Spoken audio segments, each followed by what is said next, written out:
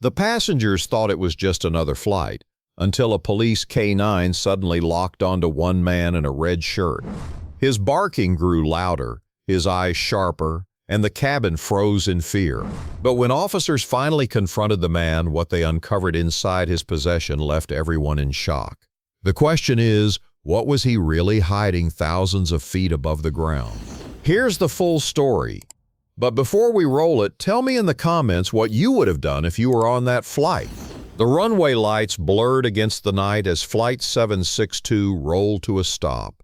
Outside, emergency vehicles stood ready, engines humming, their flashing beacons reflecting off the silver skin of the aircraft.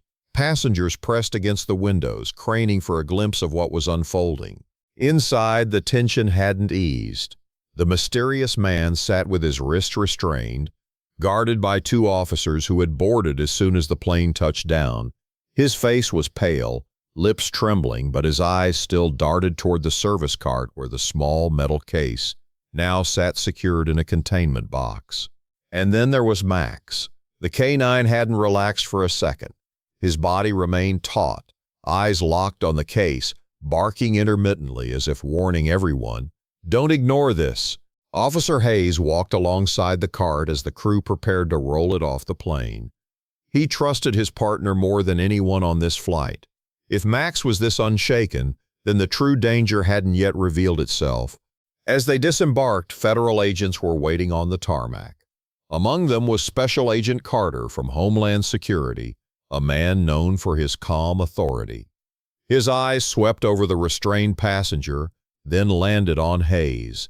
"Officer Hayes, report." Hayes kept his voice even. Passenger concealed a locked case under his jacket. Max alerted immediately. "Suspect claims its contents are dangerous if opened here. Says people are after him for it." Carter's gaze flicked toward the K-9, who was still straining toward the case. He gave a short nod. "Bring the case to secure lab protocol. We'll handle it there." The man in cuffs suddenly lurched forward. "Don't! Please! You don't understand. It's not just evidence, it's alive." The words froze everyone in place. Even Hayes felt his stomach tighten. "Alive?" The man's voice broke as he continued. "They'll track it. If you open it without the right equipment, you'll risk all of us." For a moment, the night air seemed to hold its breath. Carter narrowed his eyes but gestured for the team to move. Containment first, explanations later. An hour later, the case sat under bright lights in a sealed observation chamber at a secure facility near the airport. Scientists and technicians moved with clinical precision, donning protective suits as they prepared to cut through the locks.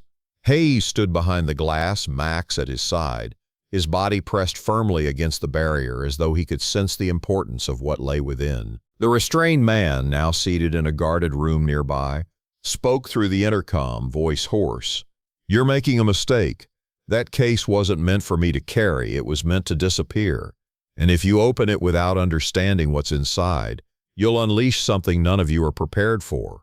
Inside the chamber, the lead technician unlatched the final lock. The click echoed faintly even through the thick glass. Slowly, the lid lifted. Gasps filled the observation room. The case wasn't filled with weapons or drugs. Instead, inside were rows of vials and sealed containers, each one holding strange organic material. Some glowed faintly under the UV lights, others swirled with cloudy liquid that shifted unnaturally when moved. And in the very center, inside a reinforced capsule, was something even more unusual, a living organism.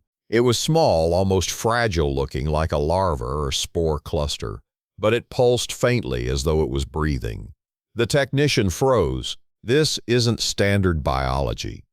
Max erupted in barking again, his tone so sharp and aggressive that Hayes instinctively stepped forward. The dog's instincts were screaming, "Danger!" Carter's voice cut through the room. "Seal it, now. Double containment. No samples removed until we understand what we're looking at." The restrained man's voice came through the intercom again, low and urgent. "Now do you see? They weren't after me. They were after that. I stole it before it could be shipped overseas. It's part of a program, illegal experiments, Whoever controls it controls more than you can imagine. Hayes studied him carefully. His fear didn't look like guilt anymore. It looked like truth. While the lab moved quickly to contain the case, Hayes noticed Max wasn't just fixated on the box anymore. His nose was up, body angled toward the corridor outside the observation room. "Something's wrong," Hayes muttered. Seconds later, alarms blared. A side entrance of the facility had been breached. Security cameras flickered, then went dark, sabotaged. Carter barked orders. "Lock this wing down. Nobody in or out." Hayes tightened Max's leash, adrenaline surging.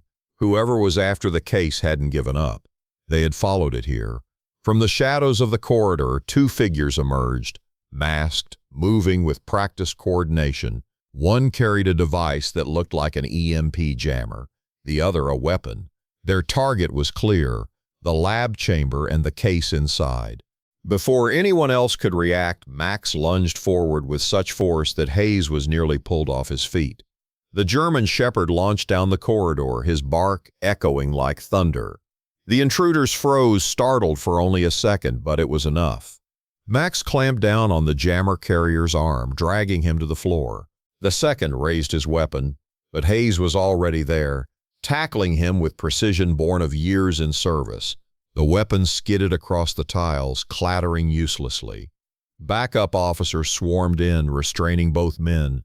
The breach was over in less than a minute, but it was Max who had turned the tide. As the intruders were dragged away, Carter turned to Hayes. "Your K9 just stopped what could have been a disaster." Hayes glanced at his partner, who now sat panting but still alert, eyes locked on the secured case as if reminding them all the danger wasn't over yet. The restrained man in custody, whose name they now knew as Samuel Cross, was brought forward again.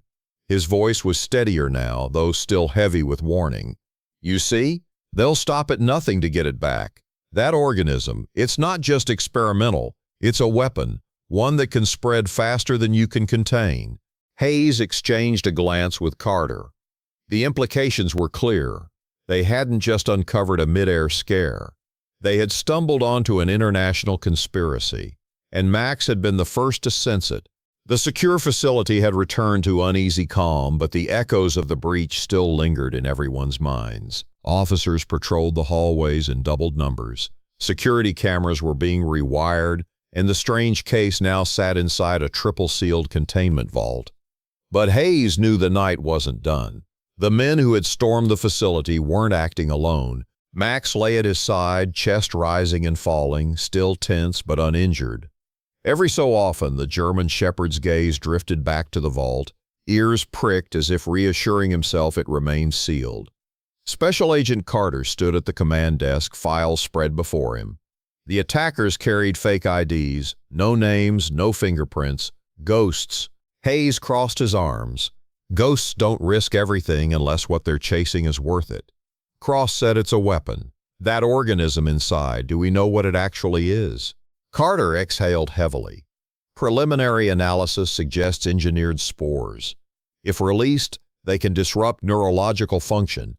Think of a gas that spreads silently but incapacitates entire crowds. Non-lethal in some doses, deadly in others. The room fell silent. Cross, still under guard, leaned forward in his chair. "That's why I stole it. I worked for them once before I realized what they were making.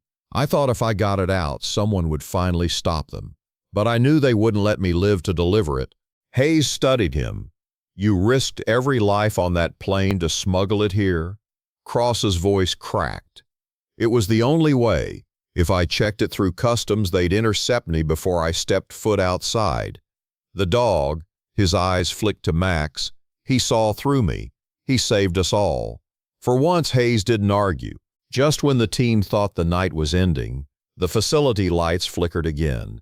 This time not from sabotage, but from an external feed. An intercepted transmission flashed across the monitors, a live warning from the group behind the organism. A masked figure spoke in distorted tones. "You have something that belongs to us. Return it, or you won't make it through tomorrow." The line went dead. Carter's jaw tightened. "They know we have it, and they're not going to stop." Hayes's eyes dropped to Max, who was now pacing restlessly. The dog's instincts had carried them this far, and Hayes trusted those instincts more than any encrypted feed. "Then we need to move it before they make their next play," Hayes said. "Somewhere safer, somewhere they can't reach." Carter nodded. "We'll transfer the organism to a military facility at dawn. Until then, this place is on lockdown." But Hayes knew dawn was a long way off. Through the dark hours, Hayes and Max patrolled the corridors, ears tuned to every creak and hum. The building smelled of antiseptic and steel, but Max's nose twitched constantly, tracing scents humans couldn't catch. It wasn't until near dawn that it happened.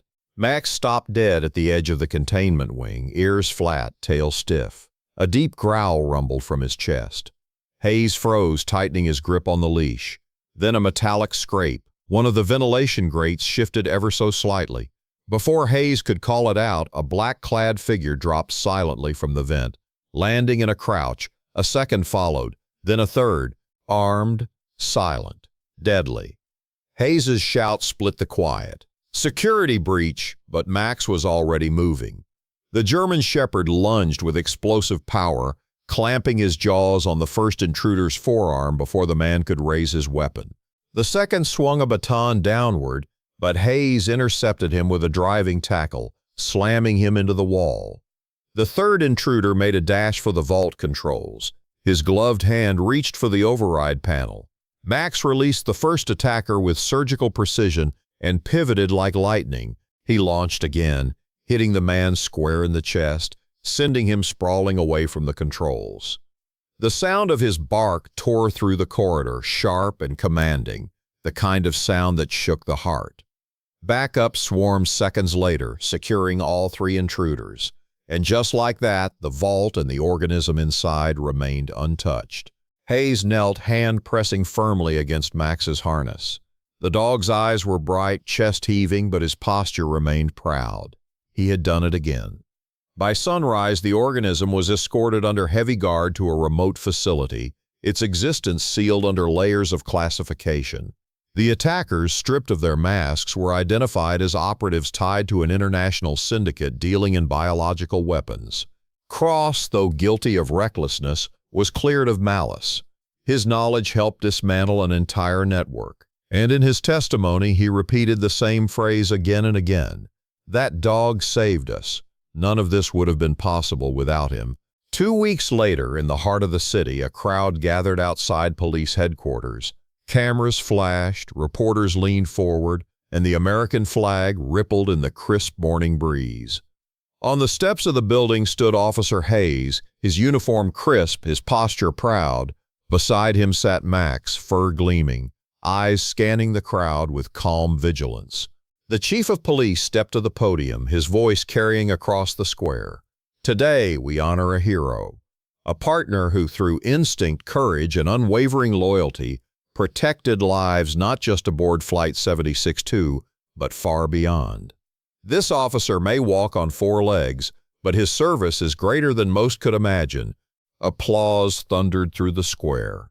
Children clapped wildly, adults rose to their feet, and even hardened officers had mist in their eyes.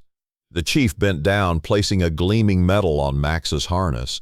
The tag read, "For bravery beyond duty." Max sat still, head held high, as if he understood.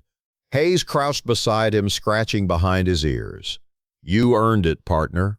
The crowd erupted again, chants of hero dog rising above the applause. Cameras zoomed in on the German Shepherd's calm but proud gaze. And in that moment, the story that began with a bark at 30,000 feet ended not in fear but in triumph. Max wasn't just a police K-9. He was the reason hundreds of lives were saved, a conspiracy was stopped, and a city could sleep safely again. Stories like this remind us how a single bark can change everything. And trust me, you don't want to miss what's coming next. So hit that subscribe button, drop a like, and join us for the next incredible K9 story before it slips by.